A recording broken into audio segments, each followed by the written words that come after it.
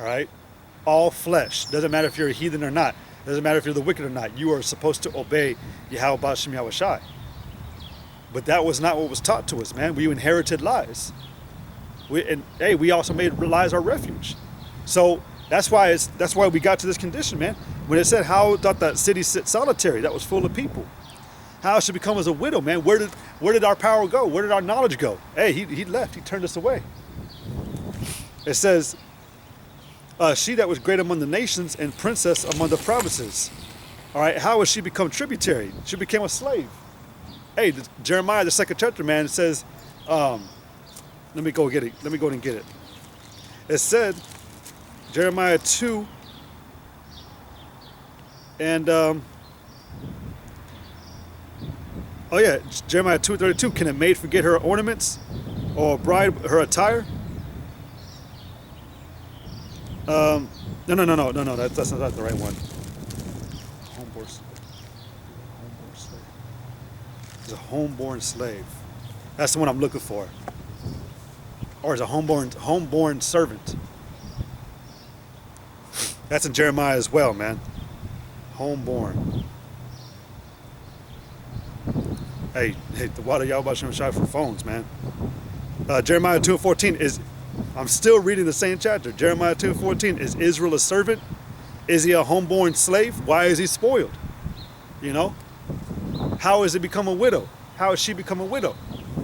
These are all the same things, man. How are we left destitute into our demise and destruction, man? The city that flourished and thrived is now become desolate, man. It tells you that in Isaiah the 1st chapter. But it says, Lamentations 1 and 2, she weepeth sore in the night, and her tears are on her cheeks. Among all her lovers, she have none to comfort her. That's another scripture backing up what I was just talking about, man. No nation is out there trying to make us better, or trying to take us out of our sad estate, our pitiful estate. It says, all her lovers, she have none to comfort her.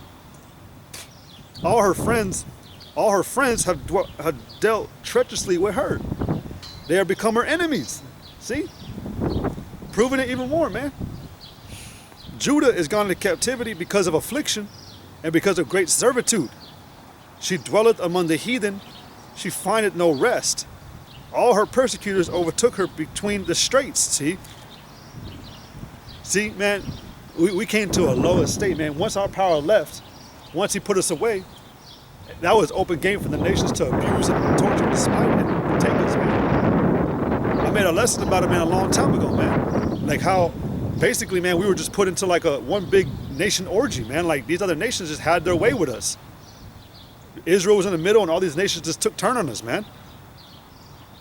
You know, and we were beat up, raped, abused. Man, we are a filthy woman right now, and we are in our blood. And we're crying out again, man. Crying out to be saved and helped again. And the Lord, he sees it. Trust me, he sees it. Man, his woman is being,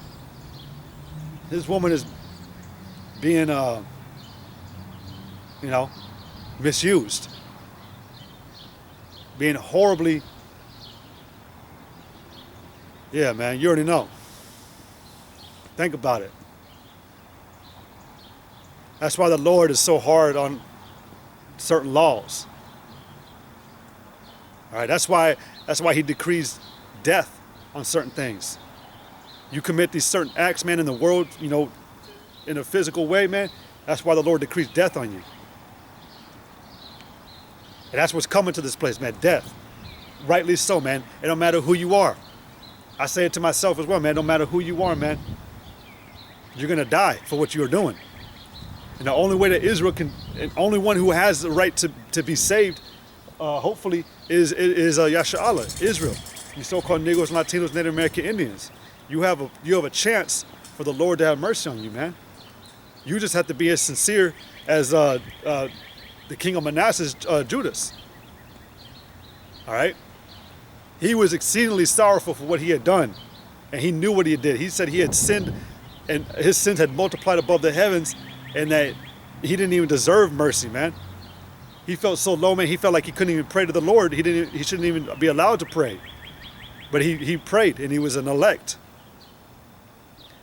That's the state you must come to, man. That's a sorrowful state you must become to. A pitiful, sorrowful state. But our people won't do it. They won't do it. They'll continue on in what they're doing, man. They'll stay proud and haughty. All right? They'll go mincing down the street, tinkling. Hey, man. A lot of death is going to come to this place. All right? A lot of mass deaths are coming to America and to our people and to the wicked. All right? Just, you're going to see. All right? Just like I was saying about in the beginning, man, all that obscurity that's over this place, you know, all that evil that's blocking your actual true sight, man, that's going to be taken away. And when it's going to be revealed is when the Lord comes back. All your minds are basically going to be opened. Every man's eyes, every man, woman, and child's eyes are going to be open when they see the Lord coming, man, when he appears, and you're going to know what you did. You're going to tremble and fail. You're going to fail with strength, man. Let me go to get that. I'll go ahead and get it. Ezekiel, I think 21.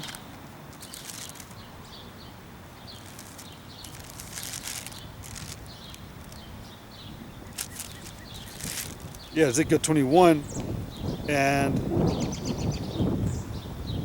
6. It says, "Sigh therefore, thou son of man, with the breaking of thy loins, and with bitterness sigh before their eyes. And it shall be when they say unto thee, Wherefore sighest thou? That thou shalt answer for the tidings, because it cometh. And every heart shall melt, and all hands shall be feeble, and every spirit shall faint, and all knees shall be weak as water." That's talking about when the missiles do come, because it's talking about that sword. But hey, man, when that's coming, you're going to understand what you did. Hey, like, you know, they had this, your life flashes before your eyes. That's because you're going to see everything you did wrong, and your mind is going to be open up to know that what you did was wrong. A lot of you people are going to see the prophets in your life passing before your eyes. The Lord's going to slow down that destruction before it happens to let you see, like, who you despise and who you should have listened to. And you're going to see it. And that's why you're going to become so weak. Your strength's going to fail you because all your confidence will be taken away immediately because you're going to see that missile coming directly for you. You're going to know, oh my God, it's for me because I went off. Hey, let me go and get this in, what is that, Wisdom of Solomon 4 or 5?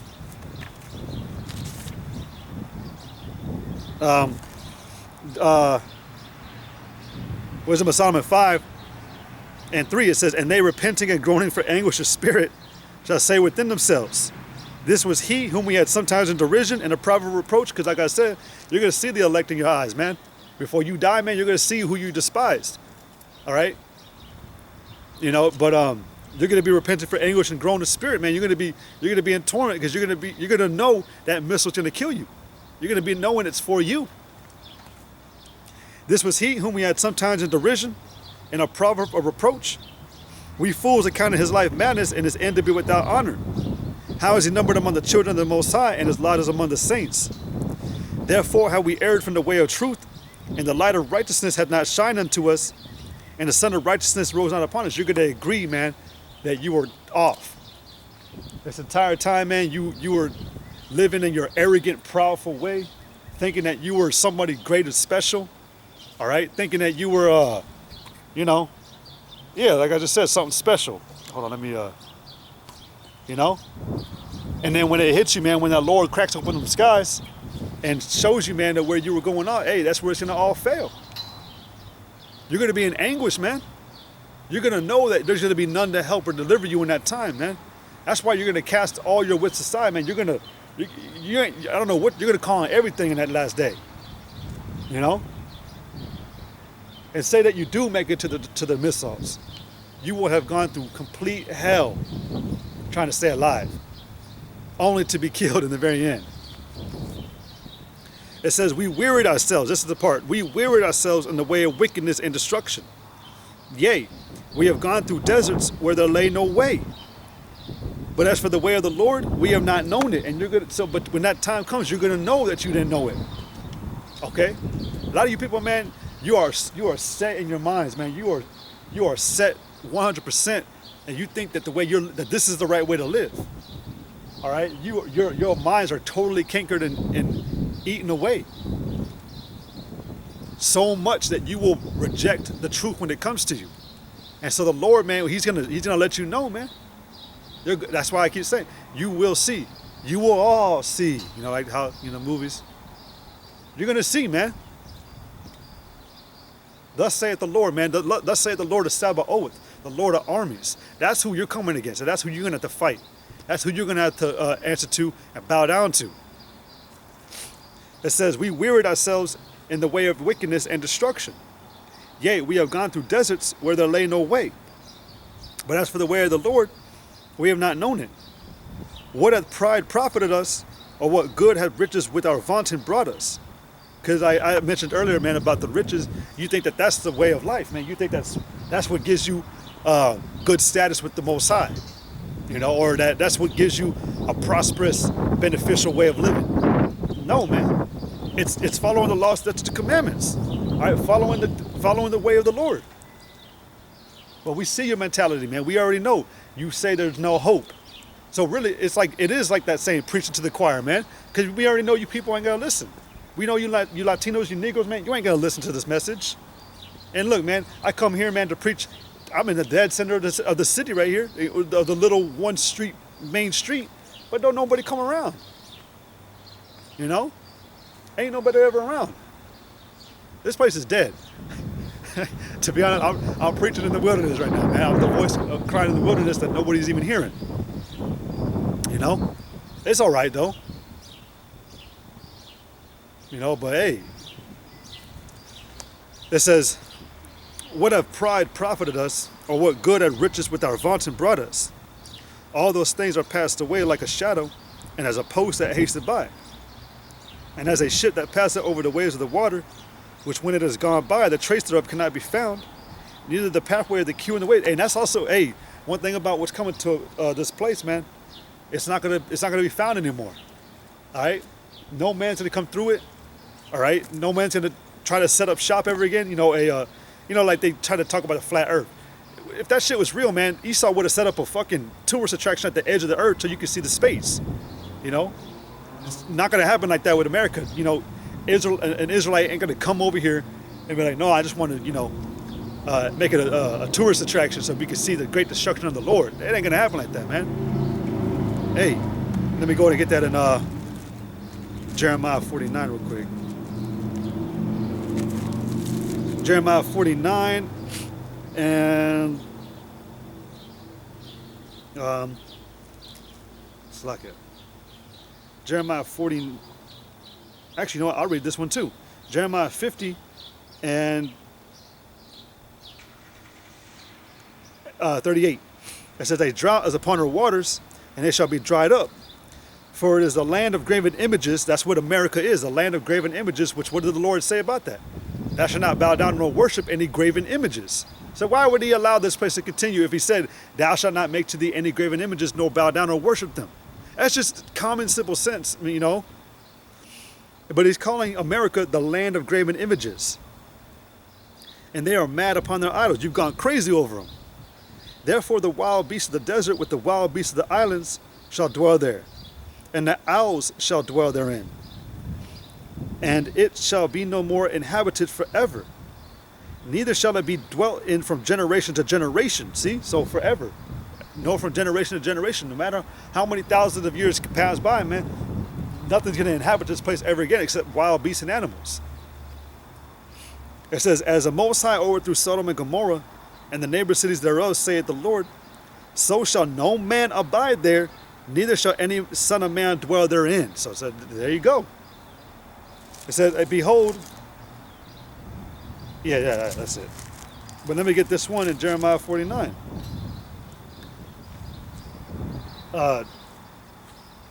Jeremiah 49 and 13, it says, for I have sworn by myself, saith the Lord, that Bozrah shall become a desolation, a reproach, a waste, and a curse, and all the cities thereof shall be a perpetual waste. So there you go.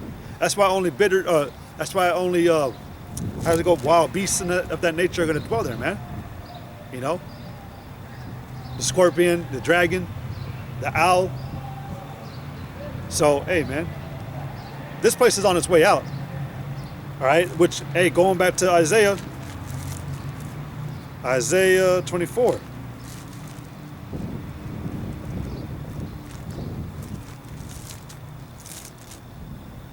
Isaiah 24 and 2.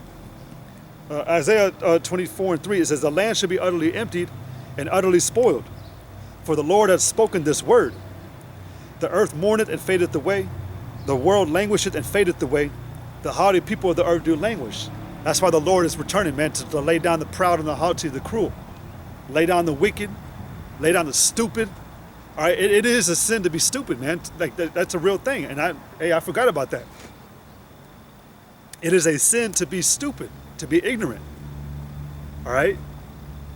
You can't play the ignorant card, man. All right? In some form or fashion, man, you possess some type of knowledge. And it's either right or wrong knowledge. So if you have dark knowledge, man, that makes you ignorant. Or not dark, I'll say if you have wrong knowledge. If you have the knowledge of wickedness. Because that's how E is. E is wise in being wicked. Okay? And that's a sin. That's a transgression. So it don't matter, man, what you are, man. If you don't, man, look, if you don't possess, let me go in and get it, man. Let me just go in and get this to prove this real quick. It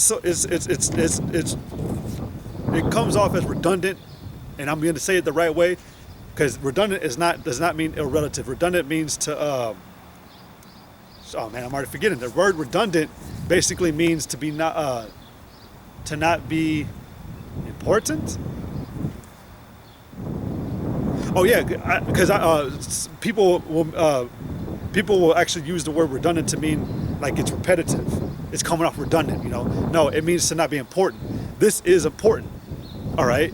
But we say it so much that that's the dullness of your minds. That's what happened with Israel, man. They got dull in the hearing of the Lord, and so they were like, man, I'm tired of hearing it, man. I know. Let me try something different today. No, man. It will always be the same, man. The scriptures say, I, the Lord, do not change. So that means that Israel does not change. All right? Our laws are our laws, and it will always be that way forever. All right? In fact, before I get this in Baruch, let me get this in Judges, or Joshua. This is Joshua chapter 1, and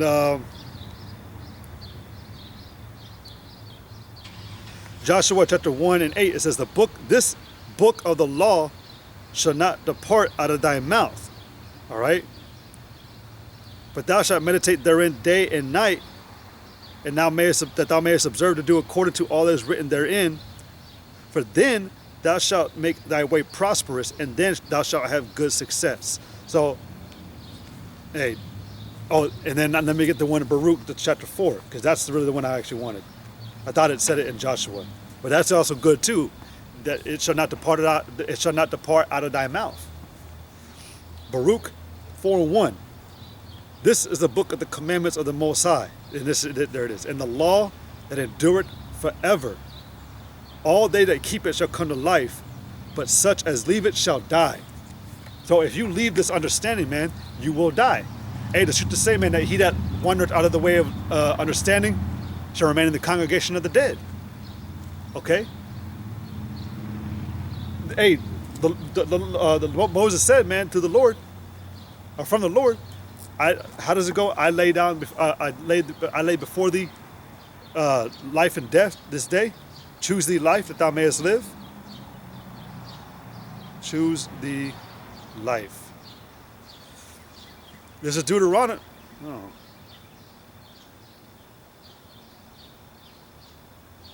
Let me see.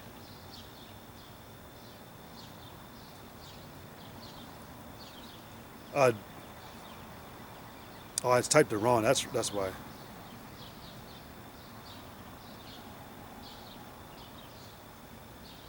Deuteronomy chapter. Just see.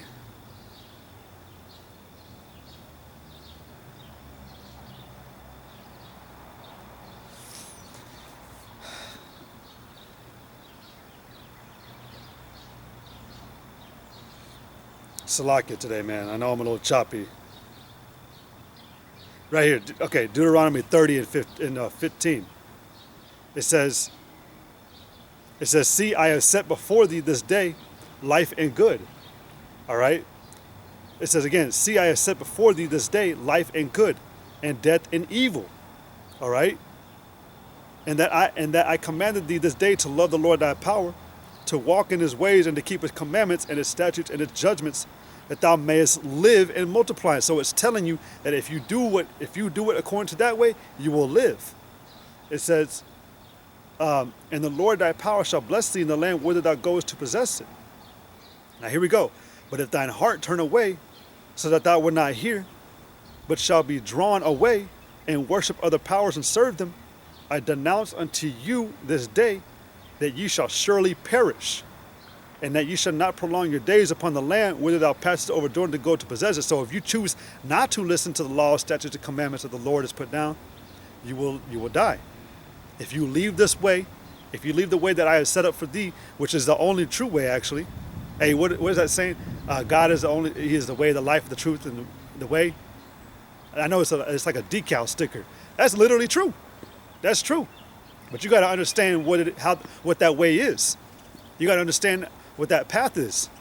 You got to understand that there's actual performance behind it, man. You got to apply it. That's what wisdom is.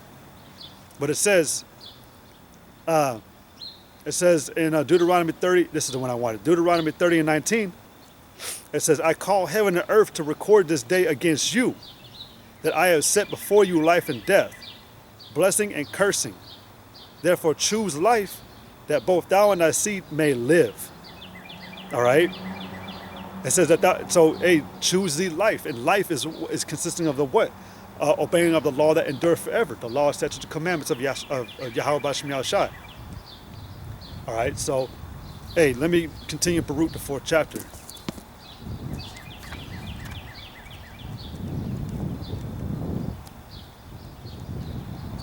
Baruch chapter 4, verse 2. Turn thee, O Jacob, and take hold of it. Walk in the presence of the light thereof, that thou mayest be illuminated. Give not thine honor to another, nor the things that are profitable unto thee to a strange nation. And that cut everything I talked about today, man. About how you ain't supposed to give these other nations leeway or leniency or what belongs to us. All right? Hey, the scriptures say, happy art thou, O Israel, for the things that are made pleasing unto the Lord are made known unto us. Okay? Actually, I think it might... Yeah, it says it right there. That's the spirit. It says, give not thine honor to another, nor the things that are profitable unto thee to a strange nation. O Israel, happy are we, for things that are pleasing to the Most High are made known unto us. See, there you go. That's a good thing, man. So, but you got to be taught how to follow it, man.